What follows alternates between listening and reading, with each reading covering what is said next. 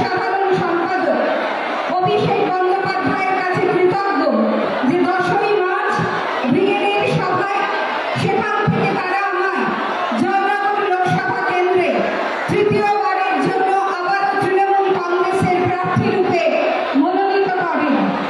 আমি আপনাদের কাছে কৃতজ্ঞ।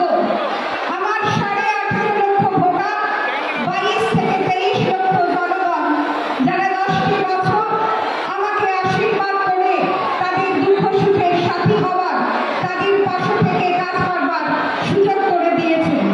আমি সততার সঙ্গে, নিষ্ঠার সঙ্গে একজন জনপ্রতিনিধি হিসাবে আপনাদের পাশে থাকার আপ্রাণ চেষ্টা করেছি। মা দুর্গা কৈলাস থেকে এসে আমাদের ঘরে ষষ্ঠী, সপ্তমী, অষ্টমী, নবমী থেকে বিজয়ের দিন, দশমীর দিনে তার বিজয় হয়। অর্থাৎ পঞ্চম দিনে মা আবার নীলকণ্ঠ পাখির ডানায় চড়ে চলে যান কৈলাসে। গণতন্ত্রের এই উৎসবে 5 বছরের জন্য আমরা আমার জননারায়ণ, জনদেবতা তাদের কাছ থেকে নির্বাচিত হয়ে আমরা আপনাদের পাশে থাকি 5 বছরের জন্য। আবার 2024 সালের লোকসভা নির্বাচন আমি আপনাদের কাছে করজোড়ে বিনম্র চিত্তে নতমস্তকে এই প্রার্থনা করি যে আমি আপনাদের আবারও পাশে থেকে, সাথে থেকে আবারও 5 বছর কাজ করতে চাই। পার্লামেন্টের আইন প্রণয়নে অংশীদার হতে চাই।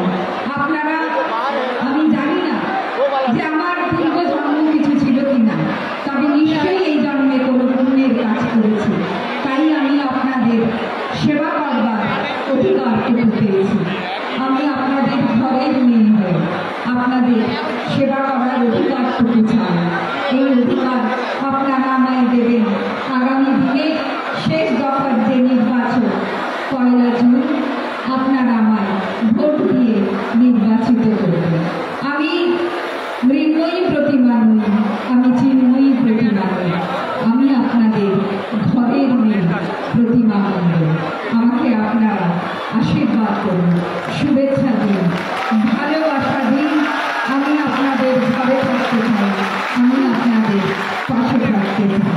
রবীন্দ্রনাথের ভাষায় বলি, একদা কি জানি কোন পুণ্যের ফলে আমি বন্ধু তোমার মালাই ছিলাম তোমার গলায়।